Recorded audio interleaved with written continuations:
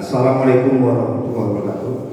Yang kami hormati Ketua KPU beserta jajaran Sekda Kabupaten PJ Sekda Kabupaten Ampar, Datu Isri, Forkopimda atau yang mewakili Bawaslu dan bapak-bapak hadirin yang kami hormati. Ini perlu saya sangat prihatin Bu Ketua KPU. Dari belasan jumlah partai politik hari ini saya lihat hanya tidak sampai sepertiga yang hadir perwakilan dari partai politik, ketua maupun sekretarisnya. Padahal pemilu ini adalah kepentingan dari para caleg utusan dari partai politik. Nah, sedangkan hari ini kita lihat apakah undangan untuk ketua partai politik tidak sampai atau bagaimana itu ketua? Nah, ini kepentingan untuk partai politik perwakilan jumlah kursi itu di DPRD, khususnya untuk Kabupaten Ampar. Nah, itu perlu kita pertanyakan. Mungkin lebih banyak jumlah kawan-kawan media massa di sini pada jumlah pengurus partai politik, itu perlu menjadi perhatian kita. Mohon maaf, terima kasih atas perhatiannya. Wabillahi taufiq wal hidayah. Wassalamualaikum warahmatullahi wabarakatuh. Nah, kita berkomitmen untuk memaksimalkan pelaksanaan pemungutan suara. Dan tentu dengan kami melibatkan setiap agenda tahapan dengan bersama dengan partai politik, tentu ini juga merupakan evaluasi bagi teman-teman partai politik yang untuk dapat memaksimalkan kehadiran sehingga caleg-calegnya tidak ketinggalan informasi gitu.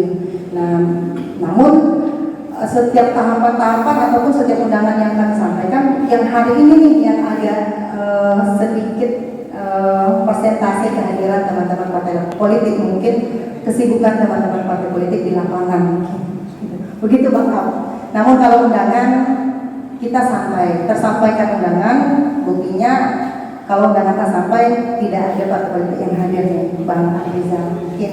Karena begini, kita ingin menyukseskan pemilu ini sesukses mungkin.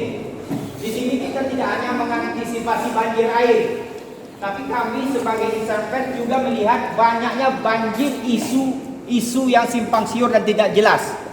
Harusnya semua itu bermuara pada Bawaslu berbicara, misalnya di bawah aparatur desa ditekan oleh orang-orang tertentu. Itu kan sejauh ini simpang siur terus informasi itu. Bawaslu tidak bicara, sehingga isu ini terus mengambang. Maka saya menyarankan kepada Bawaslu untuk lebih aktif berbicara, menyimak isu-isu yang tidak jelas simpang siur di tengah masyarakat ini. Karena begini, jangan pemilu usai kita asik bertengkar oleh ini. Oh wajar, ini dulu si anu ditekan oleh ini, si anu ditekan oleh itu, ini ditekan oleh aparat, ini ditekan. Sementara Bawaslu tidak, diam-diam saja. Saya rasa inilah momen Bawaslu untuk membuat pemilu kita ini aman, damai.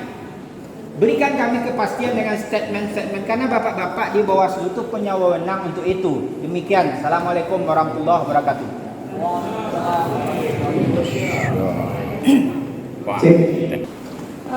Saya setuju sebenarnya begini. Tadi Pak dari Bawaslu sudah menyatakan bahwa sedang penelusuran, nanti ada ininya. Tapi saya pikir bagus, cuman agak terlambat Pak, karena begini, pemilu ini sudah mau memasuki masa-masa menegangkan begitu ya. Ada isu-isu yang hari ini meresahkan banyak orang. Salah satunya seperti tadi, adanya intimidasi kepada aparatur pemerintah, level kepala desa, Pak Camat.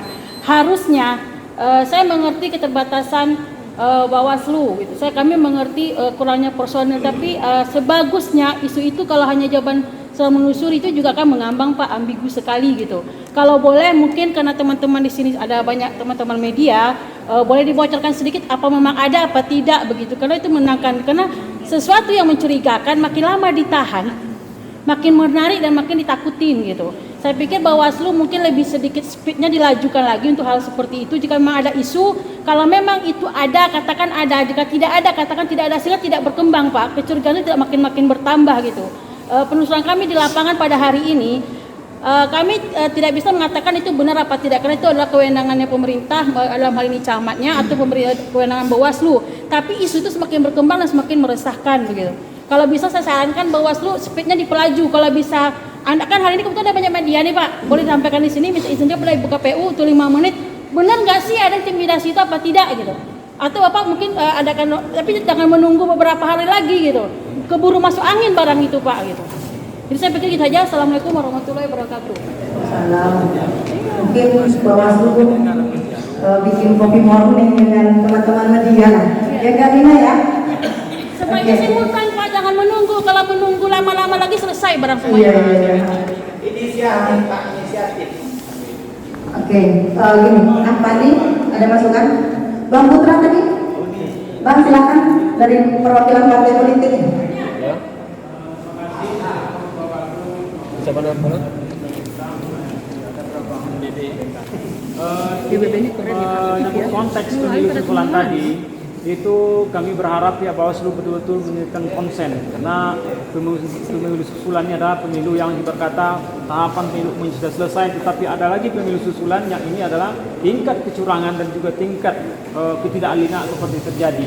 Jadi kami minta pihak Bawaslu dan juga pihak KPU ini betul konsen terhadap pemilu susulan ini. Ini kan menjadi target terhadap peserta pemilu yang ada di saat itu. Kemudian yang kedua, pergerakan-pergerakan politik yang menjadi anti sebenarnya kita di saat pemilu ini, tapi itu ternyata terjadi di lapangan.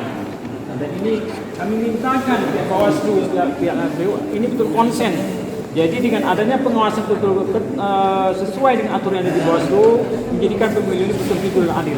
Dan itu aja yang kami sampaikan. Terima kasih. Oke, baik, terima kasih.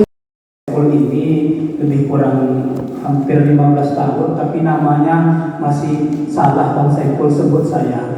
Nama saya Padriansa, Bang, boleh panggil Ipan, boleh Padri loh. Jadi bukan Irfan namanya. Irfan itu anak saya yang kedua. Itu Bang. Jadi izin nama Padriansa, panggilan Ipan Bang, atau Padri ya. Seperti Siap, salah. Satu. Terkait pertanyaan abang tadi, masalah APK, Bawaslu Kabupaten Kampar pasca penetapan DCT, ya itu juga kita dan pasca kampanye dimulai kita juga sudah melakukan penertiban APK, dan itu kawan-kawan media dan parpol juga sudah mengetahui dan kita juga sudah sampaikan.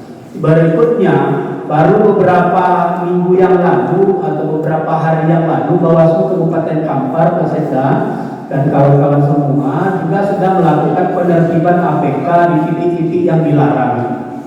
Jadi tidak benar bahwa Bawaslu tidak ada yang seperti yang disampaikan seperti tadi. Insya Allah kita selaku Bawaslu bekerja sesuai aturan yang ada. Itu terkait APK. Yang kedua, masalah diskusi kita pada hari ini, alhamdulillah juga kita tadi Pak Sekda, Pak Kejari, Pak Kapolres dan kawan-kawan pengurus partai politik semua, kita sedang melakukan rapat koordinasi dengan seluruh Panwascam di 21 kecamatan.